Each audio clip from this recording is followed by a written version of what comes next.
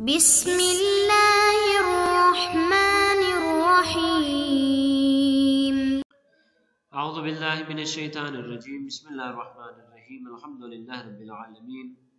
حمدا کثیرا کما هو اهله وصلی اللہ علی محمد واہل بیتہ الطیبین الطاہرین۔ کتاب شرح باب ہدی عشر، سبق نمبر 79، فصل ہفتم، معاد کے حوالے سے آج دوسری گفتگو ہے، قیامت کے حوالے سے آج دوسری گفتگو ہے۔ قال وكل من له عوض او عليه عوض يجب بعثه اكلا وغيره يجب اعادته سمن۔ فرماتے ہیں علامہ ہلی رحمۃ اللہ علیہ، فرماتے ہیں ہر وہ شخص کہ جس کا عوض دینا واجب ہو، مثلا کسی کا حق ہے خدا بند عالم کی ذات پہ یا باقی مومنین پہ، او علیہ عوض، یا وہ کہ جس نے کسی کا حق ادا کرنا ہے، خدا بند عالم کے حقوق میں سے ہے یا مومنین کے حقوق میں سے ہے، یجب بعثہ عقلا، تو واجب ہے کہ اس کو مبعوث کیا جائے، عقل یہ کہتا ہے، وغیرہ یجب اعادتہ سمن، اور ان کے علاوہ جو افراد ہیں، فرض کرتے ہیں ایسے افراد ہیں کہ جنہوں نے کسی بھی قسم کا عوض نہیں دینا، نہ انہوں نے کسی کا حق ادا کرنا ہے نہ کسی سے حق لینا ہے، تو ان کا اعادہ سمعاً واجب ہے۔ یہ ہمارے پاس روایات اور آیات شریفہ موجود ہے کہ بلا خدا بند عالم تمام افراد کو دوبارہ زندہ فرمائے گا۔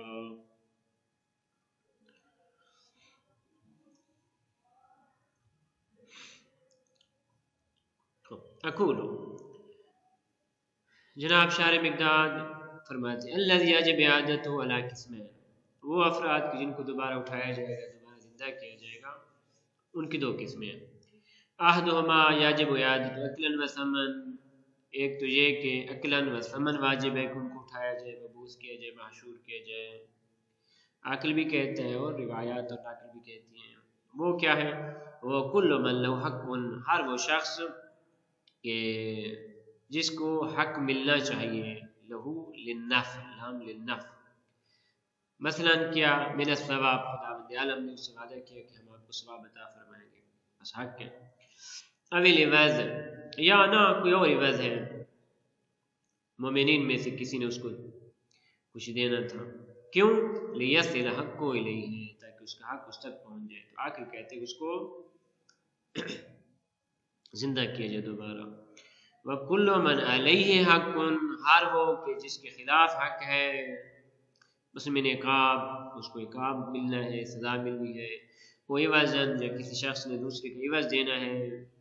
اس کو بھی اٹھانا واجب ہے، کیوں؟ لِيَأْخُذَ الْحَقَّ مِنْهُ، تاکہ اس سے حق لیا جائے۔ وَثَانِيهِمَا، دوسری قسم، مَنْ لَيْسَ لَهُ حَقٌّ وَلَا عَلَيْهِ حَقٌّ مِنْ بَاقِي الْأَشْخَاصِ، وہ کہ جس نے نہ تو کسی کا حق دینا ہے اور نہ ہی کسی سے حق لینا ہے،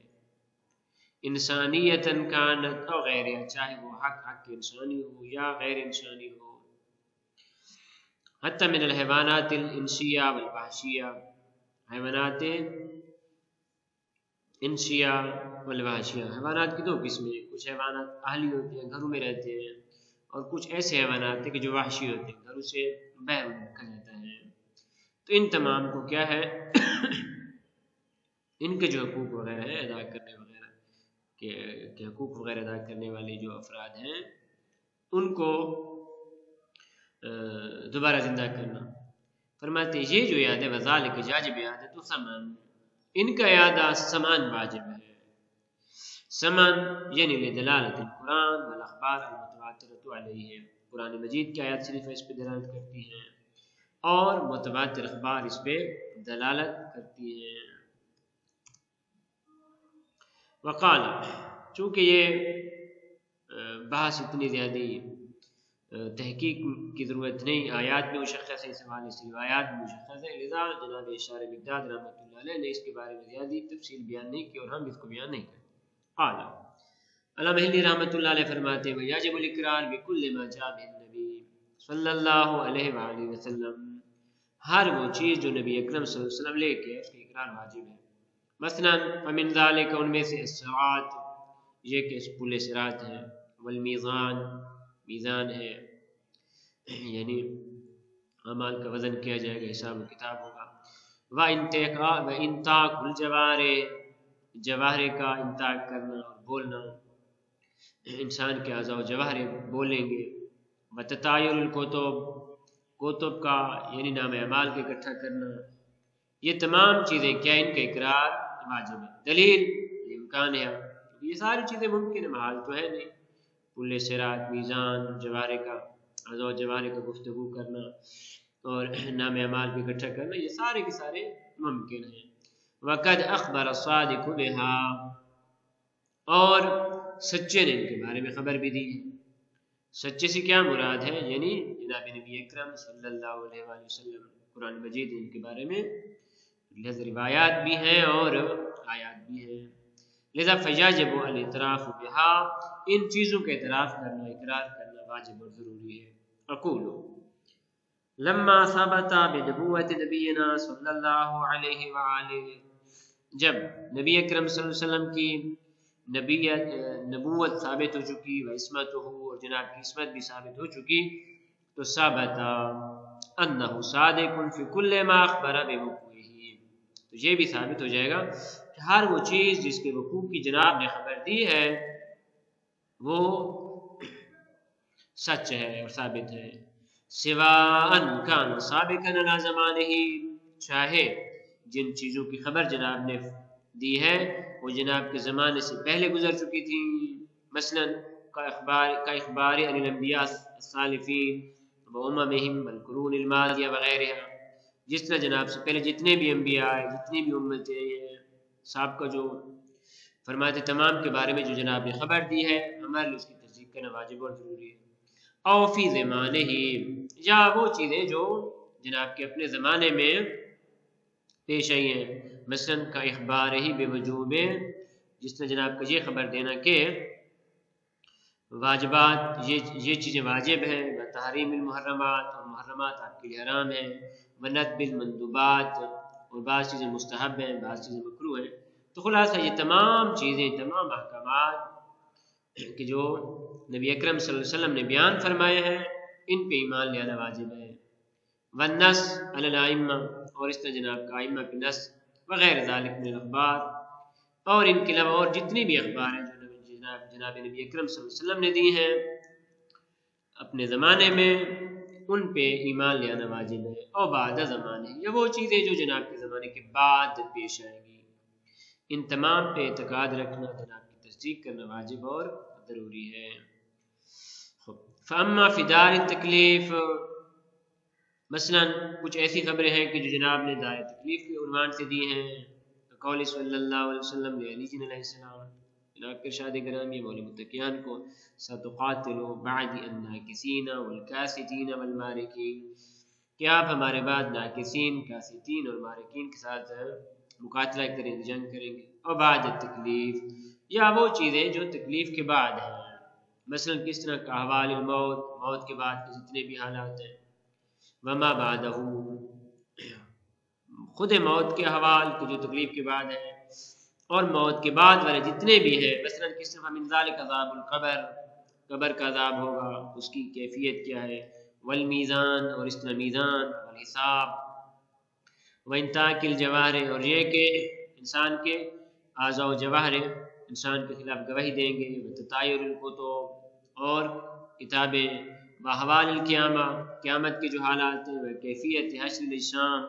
اجسام کس طرح محشور کیے جائیں گے، واحوال المکلفین اور مکلفین کے جو حالات ہیں، فی البعث جب ان کو دوبارہ اٹھایا جائے گا، ویجب الاقرار بذالک اجمع ان تمام چیزوں کا اقرار کرنا واجب اور ضروری ہے، تصدیق کو بھی تصدیق کرنا بھی ضروری ہے۔ ان تمام کی دلیل کے لیے ذالک کل امر ممکن، کیونکہ یہ تمام چیزیں امر ممکن ہے، لا استحالۃ فیہ ان میں کسی قسم کا محال نہیں ہے، وقد اخبر الصادق بوقوعہ اور صادق نے ان کے وقوع کے بارے میں خبر دی ہے، صادق یعنی نبی اکرم صلی اللہ علیہ وسلم، فیکون حقا پس یہ تمام چیزیں کیا ہیں، حق ہیں۔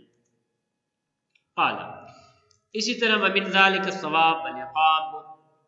وہ چیزیں جن کے بارے میں جناب نے خبر دی ہے وہ ثواب کا ہونا ہے، والعقاب کہ اچھائی کرو گے تو ثواب ملے گا، برائی کرو گے تو عقاب ہوگا، والتفصیلہما اور ثواب کی کیا تفصیل ہے، عقاب کی کیا تفصیل ہے، المنقولۃ من جہت الشرع کہ جو شریعت کی جہت سے معلوم ہے، منقول ہے، صلوات اللہ علی الصعد بہ۔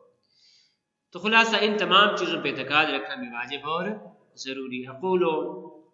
علامہ فاضل مقداد رحمۃ اللہ علیہ فرماتے ہیں کہ یریدو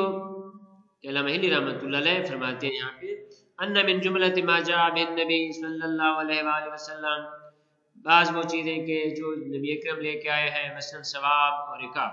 کہ ثواب بھی ہوگا عقاب بھی ہوگا،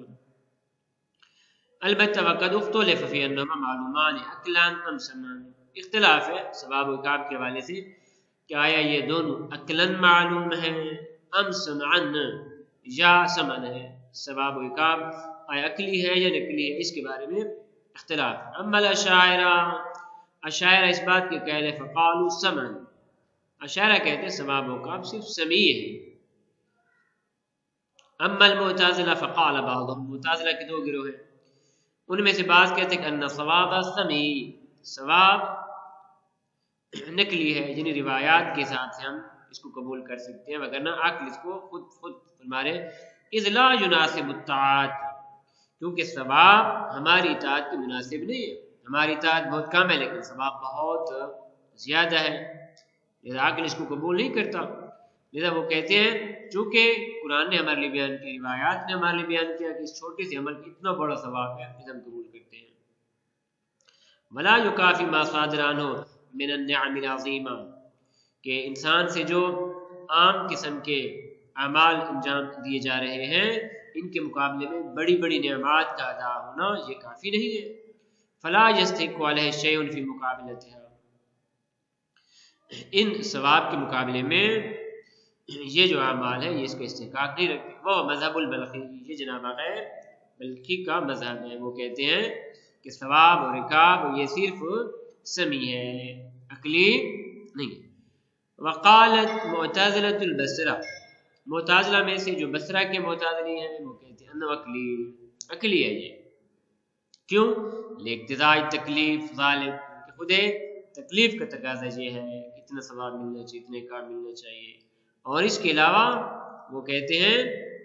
کہ یہ نقلی بھی ہے، ولقول تعالی جزاء بما كانوا يعملون، جو بھی عمل انسان انجام دے گا اس کی یہی جزا ہے، اس خداوند عالم نے جب فرمایا اس کی یہی جزا ہے، تو بس عقلاً اور سمعاً ہم اس کو قبول کر سکتے ہیں۔ صلی اللہ علیہ محمد و اہل بیت الطیبین الطاہرین۔